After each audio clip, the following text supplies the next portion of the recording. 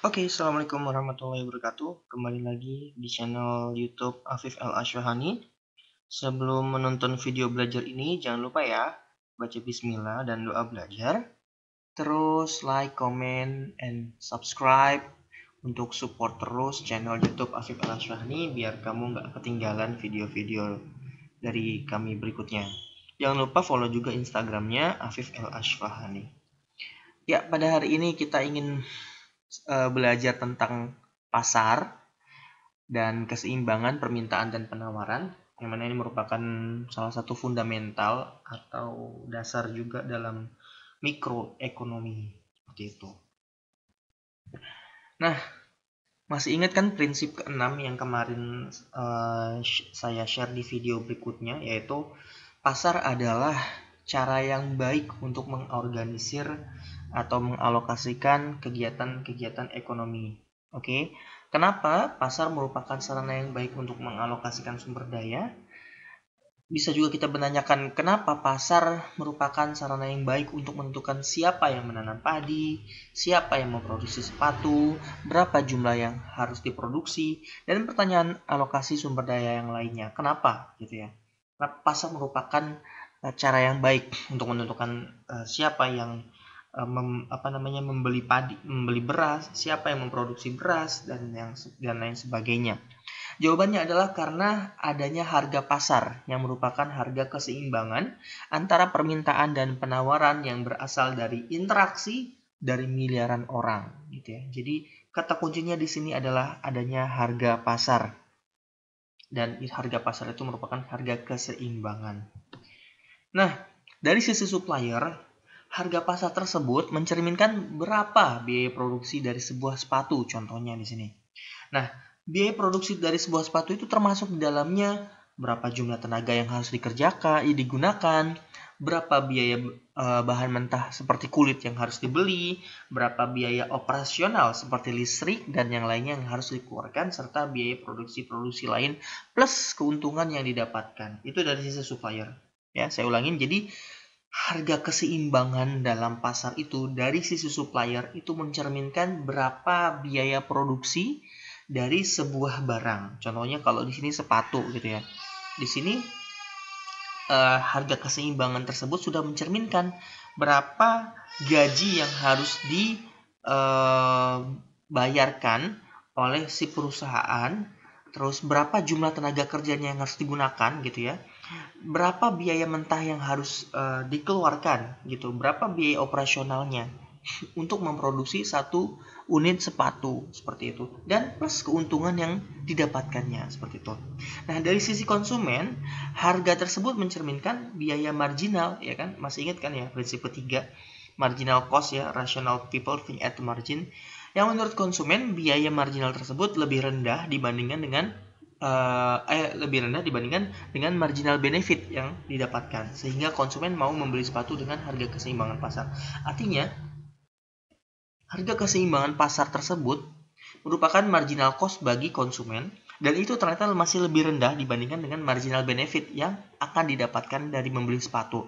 Sehingga konsumen mau membeli sepatu tersebut. Kenapa? Karena dia berpikir harga pasar tersebut lebih rendah dibandingkan dengan tambahan manfaat yang akan didapatkan oleh konsumen seperti itu. Pada hari ini kita akan membahas lebih mendalam tentang pasar dan keseimbangan tersebut seperti itu. Dimulai dari apa itu permintaan, yang kedua apa itu penawaran, yang ketiga apa saja yang mempengaruhi permintaan dan penawaran, di sini saya kurang tambahkan, dan apa itu keseimbangan pasar, serta kita akan belajar hal baru yaitu 3 tahapan dalam menganalisis perubahan keseimbangan pasar.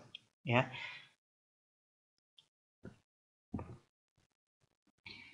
Oke, kita mulai dari permintaan individu.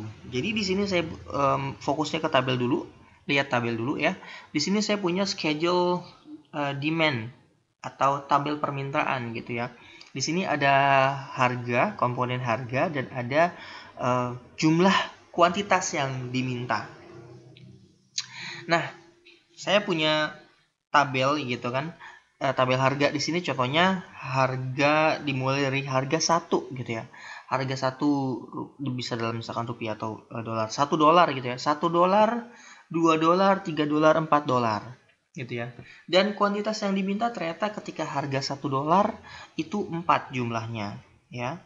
Ketika harga $2 yang diminta 3. Ketika harga $3 yang diminta 2. Ketika harga $4 yang diminta 1. Ya, ini contohnya jumlah yang diminta oleh Budi nih ya, teman kita ya, Budi. Nah, dari tabel permintaan ini coba saya petakan dalam sebuah kurva atau sebuah grafik seperti itu ya. Saya letakkan di sini yang P ini adalah harga ya. Yang Q ini adalah kuantitas seperti itu. Jadi saya letakkan angkanya di sini 1, 2, 3, 4 untuk harganya, sama juga kuantitasnya 1, 2, 3, 4. Nah, saya mulai dari titik paling atas. Ketika harga 1, maka jumlah yang diminta adalah 4 gitu ya. Nah, maka saya letakkan titik B seperti itu di sini. Ketika harganya 1, ini harganya 1, maka jumlah yang diminta adalah 4, berarti di sini. Seperti itu. Maka titik B di sini mencerminkan yang pertama seperti itu ya. Sekarang yang terakhir gitu, gampang aja. Yang terakhir, ketika harganya 4, yang diminta adalah 1. Ketika harganya 4, oh ini 4 ya di sini. Oke, yang diminta adalah 1. Oke di sini, gitu ya. Jadi di sini saya punya dua titik, yaitu titik A dan titik B. Maka saya ambil garis lurus ke sini, set gitu kan, menjadi sebuah kurva permintaan gitu. Nah, dari kurva ini kita bisa mengambil kesimpulan bahwa permintaan itu berbanding terbalik dengan harga itu berbanding terbalik dengan jumlah permintaan. Ya, saya ulangin. Dari grafik ini, kita dapat mengambil kesimpulan bahwa ketika harganya naik, jumlah yang diminta itu turun. Ketika harganya turun, jumlah yang diminta itu naik. Ya. Nah, ini adalah hukum permintaan. Ya, ketika kenaikan harga berbanding terbalik dengan jumlah permintaan. Harga berbanding terbalik dengan jumlah permintaan. Ya, itu namanya hukum permintaan. Sekali lagi saya ulang. Ketika harga dari sebuah barang itu rendah, 1 gitu ya, maka jumlah yang diminta itu banyak, yaitu 4. Tetapi ketika harga dari sebuah barang itu 4 atau naik gitu ya, naik menjadi 4, maka jumlah barang yang diminta adalah 1. Nah, ini kita sebut berbanding terbalik ya. Jadi hukum permintaan ya menyatakan bahwa kenaikan harga atau harga itu berbanding terbalik dengan jumlah permintaan. Seperti itu. Ya, ini tadi permintaan individu si Budi ya. Nah, sekarang gimana kalau misalkan nggak cuman Budi? Ya, ada Tono juga gitu ya. Nah, sini saya punya tabel. Nah, ini adalah tabel permintaan pasar gitu ya. Jadi ibaratkan di pasar itu ada 2 orang, yaitu Budi dan Tono. Maka tabel permintaan pasarnya adalah tambahan dari jumlah barang yang diminta oleh Budi dan Tono. Contoh di sini, ketika harga 1, Budi sama Tono sama-sama meminta 4 sepatu gitu ya. Ketika harganya 2, sama-sama meminta 3. Ya, ketika harganya 3 sama-sama meminta 2, dan ketika harganya 4 sama-sama meminta 1.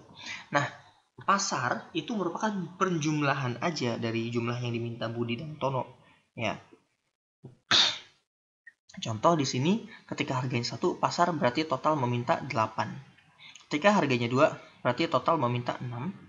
Ketika harganya 3, total barang yang diminta adalah 4. Dan ketika harganya 4, total barang yang diminta adalah 2. Gitu. Nah, ini kurva permintaan masing-masing nih, si Budi sama si Tono. Nah, kurva permintaan pasar gimana? Ya tinggal dijumlahkan aja permintaan Budi sama permintaan Tono menjadi seperti ini. Nah, ini ya, tadi ya. Ini adalah kurva permintaan pasar penjumlahan dari permintaan Budi dan permintaan Tono. Seperti itu. Jadi ketika harganya 1, pasar ternyata meminta 8 gitu ya. Ketika harganya 1, maka jumlah barang yang diminta adalah 8. Ini merupakan sebagai hasil tambahan permintaan Budi dan permintaan Tono gitu ya. Ketika harganya 4, ternyata eh, pasar meminta 2.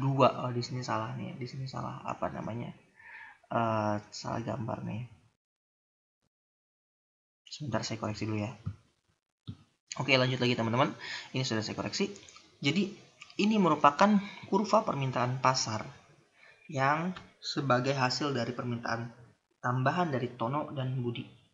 Contoh di sini ketika harganya 1 tadi ya, jumlah barang yang diminta itu 8 oleh pasar. Ketika harganya 2, jumlah barang yang diminta di sini adalah 6. Nih di sini titik sini. Ketika harga itu 3, maka jumlah barang yang diminta adalah 4 ya di sini ya. Dan ketika harga itu 4, jumlah barang yang diminta adalah 2, seperti itu. Oke, jadi kurva permintaan pasar itu merupakan tambahan dari permintaan individu. Nah, selanjutnya, oke, di sini saya punya 2 buah grafik gitu ya. Saya akan jelaskan satu persatu. Kalau misalkan perubahan harga gitu ya, menyebabkan terjadi perubahan permintaan di sepanjang kurva gitu. Contohnya ini ya, yang kanan ini. Ketika terjadi perubahan harga dari 4 menjadi 1 gitu ya, maka dia akan bergerak sepanjang kurva dari titik A ke titik B. Saya ulangin, ketika harga sepatu tadi berubah dari 4 menjadi 1, maka itu akan menyebabkan kenaikan permintaan dari 1 menjadi 4. Maka yang terjadi adalah pergerakan di sepanjang kurva dari titik A menjadi titik B. Oke, jadi perlu dipahamin pelan-pelan. Ketika terjadi perubahan harga sepatu dari 4 menjadi 1, maka akan terjadi pergerakan sepanjang kurva dari titik A ke titik B, yaitu permintaannya berubah dari 1 menjadi 4. Gitu ya. Nah, itu yang terjadi apabila yang berubah adalah harga. Sekarang, apabila yang terjadi adalah perubahan selain faktor harga, maka yang terjadi bukan pergerakan sepanjang kurva. Yang terjadi adalah pergeseran kurva. Nih, yang sebelah kanan. Pergeseran kurva itu artinya kurvanya bisa bergeser ke kiri atau bisa bergeser ke kanan. Ya, saya ulangin, ketika terjadi perubahan dari selain faktor harga, misalkan contohnya tadi sepatu yang berubah harga, sekarang yang mempengaruhi sepatu selain harga itu apa contohnya? Contohnya adalah pendapatan si Budi sama si Tono gitu ya. Ketika pendapatan Budi naik gitu ya, atau pendapatan Budi turun gitu, itu akan bergerak gitu. Si kurva permintaan Budi ini bisa ke kiri atau ke kanan. Ke kiri kalau misalkan si pendapatan Budi itu turun, ke kanan kalau misalkan pendapatan itu naik. Nah, seperti itu. Jadi perubahan selain harga menyebabkan pergeseran kurva permintaan dari kurva permintaan 1 menuju kurva permintaan 2. Artinya kurvanya bergeser, ya. Kayak gitu. Nah, kita akan bahas sedikit apa-apa aja yang menyebabkan kurva permintaan ini bisa bergeser ke kanan ataupun ke kiri. Yang pertama adalah pendapatan atau income terhadap barang normal. Barang normal ini merupakan barang ada barang yang ya normal gitu. Artinya barang yang biasa seperti itu. Nah, ini hubungannya nanti kalau misalkan pendapatan itu naik gitu ya, maka permintaan kita terhadap barang normal itu juga akan naik gitu. Nah, ya saya contohkan di sini. Ketika pendapatan kita meningkat, maka ya permintaan terhadap barang normal itu naik. Sehingga demand curve bergeser ke kanan. Ketika pendapatan kita menurun, maka ya ini berkurang, permintaan kita terhadap barang tersebut itu menurun, ya maka kurva permintaan akan bergeser ke kiri gitu ya.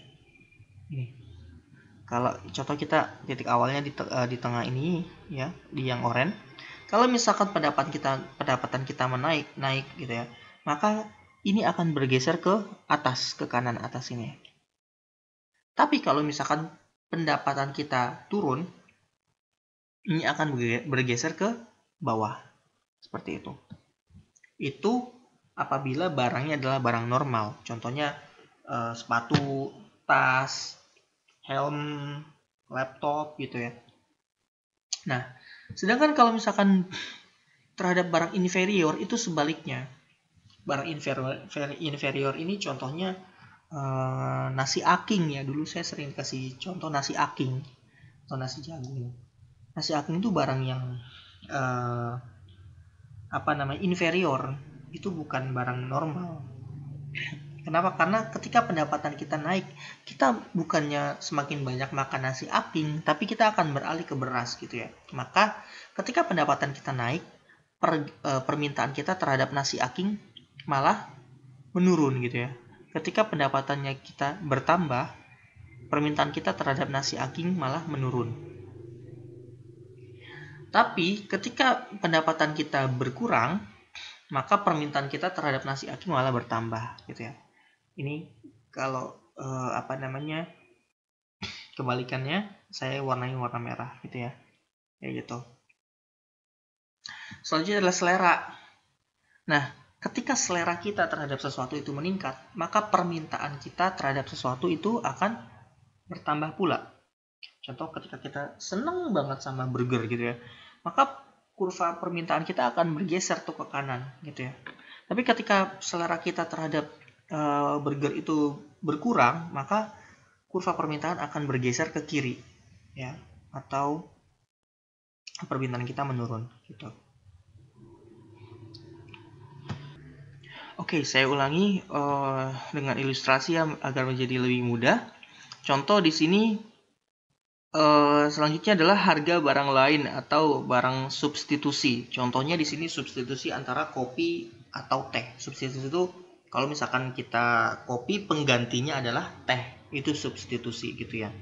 Nah, ketika contohnya harga teh itu naik gitu ya. Ketika harga barang lain dari kopi atau teh itu naik, maka akan terjadi permintaan tambahan terhadap kopi. Maka demand curve itu bergeser ke kanan. Oke, saya gambarkan di sini. Ketika harga teh itu naik gitu ya, maka orang akan mengkonsumsi lebih sedikit teh daripada kopi. Artinya permintaan terhadap kopi itu akan naik gitu ya. Kita fokusnya di sini ke kopinya. Barang utamanya adalah kopi, barang lainnya adalah teh ya. Ketika harga teh itu naik, maka orang akan lebih banyak mengkonsumsi kopi daripada teh, seperti itu. Maka kurva permintaan terhadap kopi akan bergeser ke kanan seperti ini. Oke, akan naik seperti itu. Tapi sebaliknya, ketika harga teh itu turun gitu ya, maka permintaan terhadap kopi sebagai barang yang di dalam grafik ini adalah fokusnya kepada kopi, itu akan menurun gitu ya. Maka dia akan bergeser ke kiri. Permintaan kopi turun. Kenapa? Karena harga teh itu turun seperti itu. Ya. Nah, selanjutnya harga barang lain komplementer. Sorry, di sini namanya komplementer. Saya bisa ganti komplementer atau pelengkap. Ya. Contohnya di sini teh sama gula gitu ya. Nah, pelengkap dari teh itu adalah gula gitu. Ketika harga gula itu sebagai barang komplementer naik, maka permintaan terhadap teh itu menjadi turun. Kok bisa? Iyalah, lebih sedikit orang meminum teh gara-gara gulanya itu mahal, gulanya itu naik harganya, seperti itu. Dan ketika harga gula itu turun ya, maka permintaan terhadap teh itu bisa menjadi naik. Kenapa? Karena gulanya menjadi lebih murah gitu ya. Gula sebagai barang komplementer dari teh itu ketika harganya lebih murah, maka permintaan terhadap teh menjadi lebih naik juga gitu, meningkat juga gitu ya. Jadi ketika harga gula itu naik, maka permintaan terhadap teh itu menjadi turun ke sini. Tuh. Tapi ketika harga gula itu turun, maka permintaan terhadap teh naik. Jadi ke sini. Gitu ya.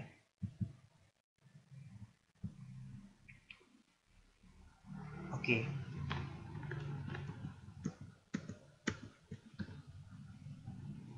Nah, selanjutnya ekspektasi terhadap pendapatan tahun depan. Nah, ketika kita memiliki ekspektasi kalau tahun depan pendapatan kita bertambah, maka permintaan kita terhadap barang akan bergeser ke kanan.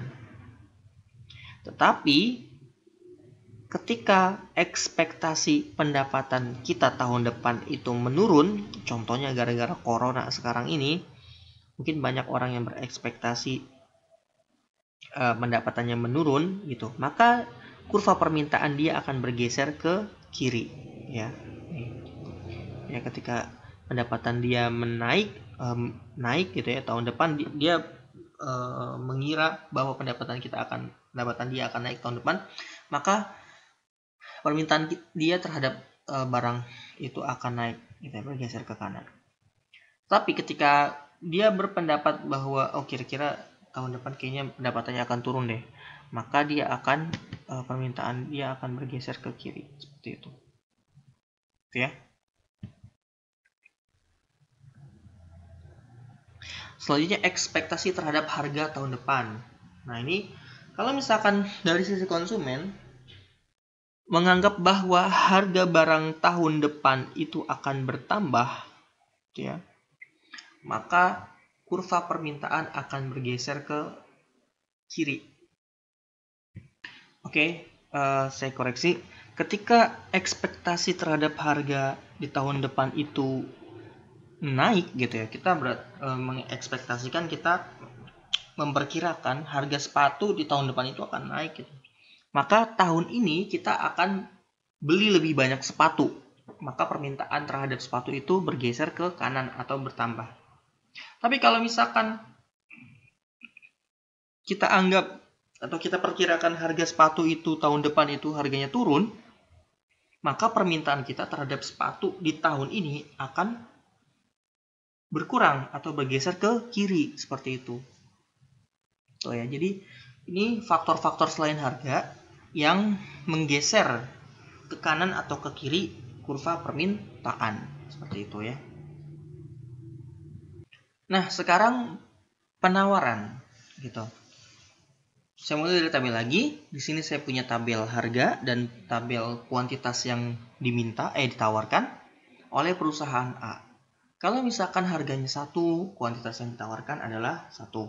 Kalau misalkan harganya 2, kuantitas yang ditawarkan adalah 2. Kalau misalkan harganya 3, kuantitas yang ditawarkan adalah 3. Dan kalau misalkan harganya 4, kuantitas yang ditawarkan adalah 4. Ya, dari tabel ini saya coba gambarkan di dalam sebuah kurva gitu ya. Di sini kalau misalkan harganya 1, jumlah yang diminta 1, berarti ini ada di titik A gitu. Kalau misalkan harganya 2 ya, barang yang ditawarkan 2. Ketika harganya 3, barang yang ditawarkan 3 ini ya.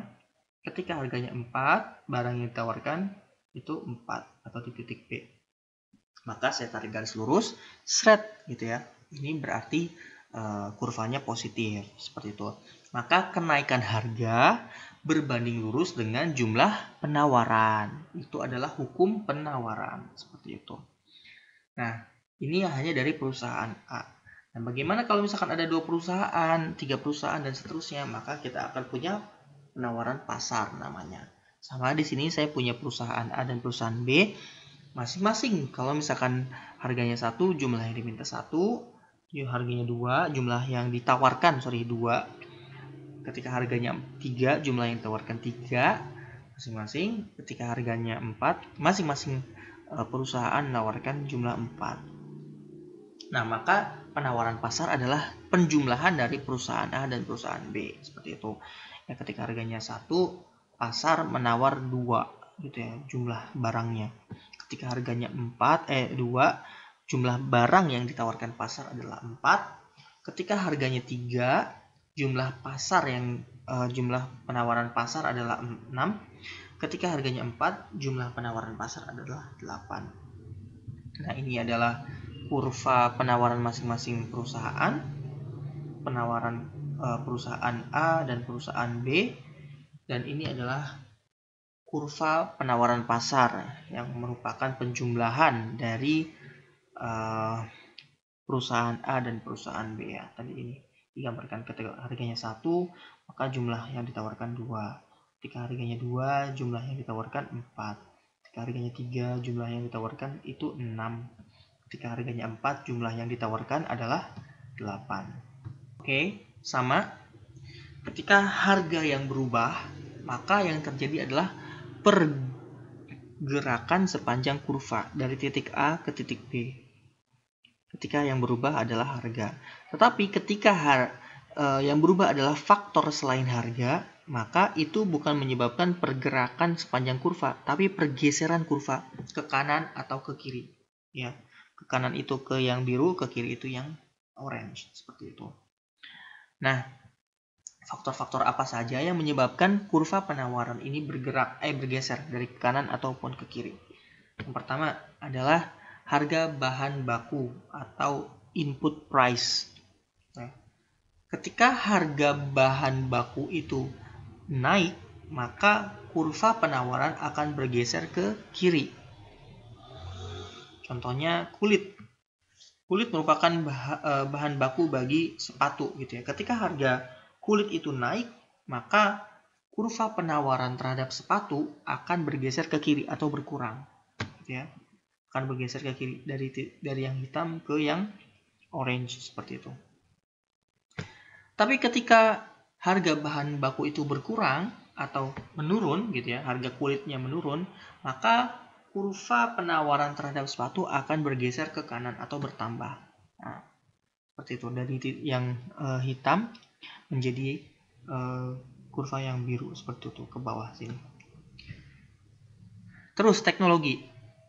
Ketika teknologi pembuatan sepatu itu meningkat, contohnya perusahaan bisa memproduksi sepatu 100 menjadi 1000 setiap harinya karena adanya teknologi, maka penawaran itu akan bertambah ya. Ketika teknologi bertambah, penawaran itu akan bertambah, maka supply curve akan bergeser ke kanan.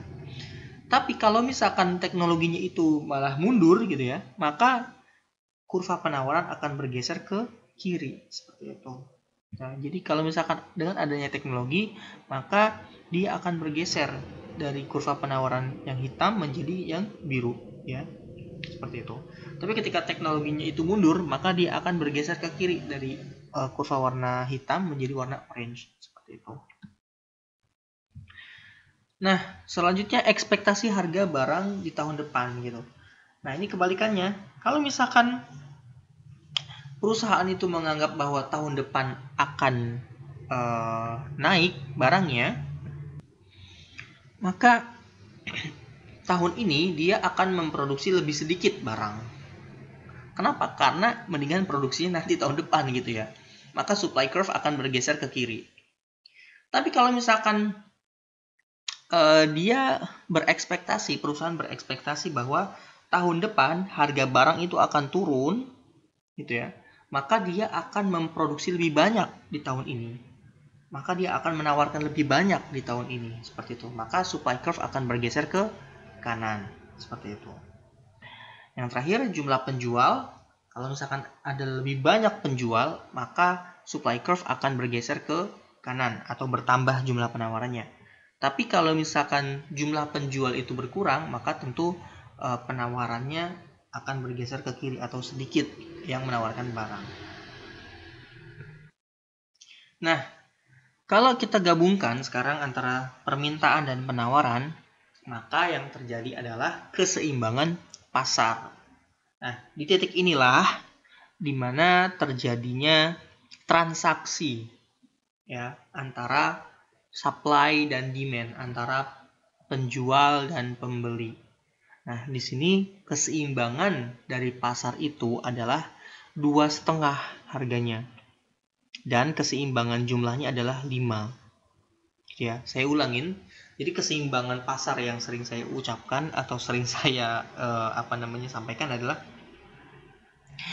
ketika supply dan demand itu saling bersinggungan, saling ini namanya crossing. Ya, saling bertemu di sebuah titik, itu namanya keseimbangan pasar. Nah, di titik inilah terjadinya transaksi antara penjual dan pembeli. Seperti itu. Selain di titik ini, maka tidak ada transaksi. Nanti kita akan bahas surplus dan shortage. Surplus dan kekurangan. Itu ya. Jadi saya ulangin, keseimbangan pasar terjadi di titik ini. Ya, ketika harga 2,5 dan jumlah barang yang keseimbangan adalah 5, seperti itu. Oke.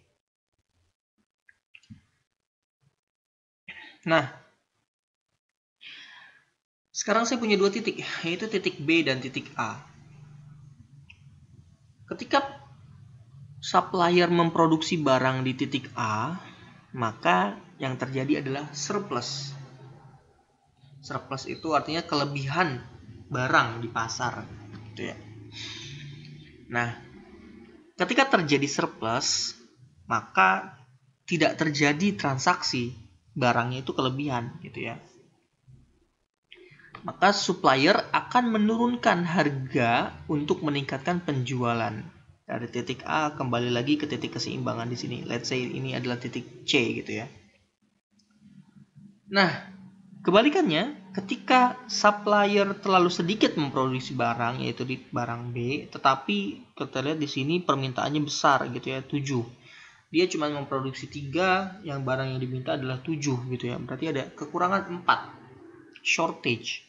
Maka si supplier akan meningkatkan harga dan memproduksi lebih banyak barang, seperti itu. Sehingga kembali lagi akan mencapai keseimbangan di harga 2,5 dan keseimbangan barang adalah 5, seperti itu. Jadi kondisi surplus dan kondisi shortage itu akan kembali menarik kepada kondisi keseimbangan pasar. Sekarang ketika terjadi sebuah event atau sebuah kejadian, gitu ya, yang mempengaruhi keseimbangan pasar tersebut, kita harus tahu, harus bisa menganalisis bagaimana perubahan keseimbangan pasar itu terjadi, gitu. Nah, di sini ada 3 tahapan, 3 langkah mudah sebenarnya untuk menganalisis perubahan keseimbangan pasar. Yang pertama, kita harus menentukan apakah kejadian tersebut mempengaruhi sisi penawaran atau permintaan, atau mempengaruhi keduanya. Yang kedua, kita harus menentukan, gitu ya, kemana arah pergeseran kurva tersebut, apakah ke kanan ataukah ke kiri, gitu ya. Dan yang terakhir, gambarkan pergeseran tersebut dalam sebuah grafik. Nah, saya akan memberikan 2 buah contoh. Ketika terjadi kelangkaan barang benang sebagai bahan baku dari sebuah perusahaan baju, gitu ya. Ini yang pertama mempengaruhi sisi demand atau supply. Oh, ternyata mempengaruhi sisi supply atau penawaran. Nah, ketika harga benang itu naik atau benang itu langka, gitu ya, maka tentu produksi baju menjadi lebih sedikit, gitu kan? Bukan menjadi lebih banyak. Artinya keseimbangan pasar akan bergeser. Supply akan bergeser ke kiri karena produksi baju menjadi lebih sedikit, seperti itu.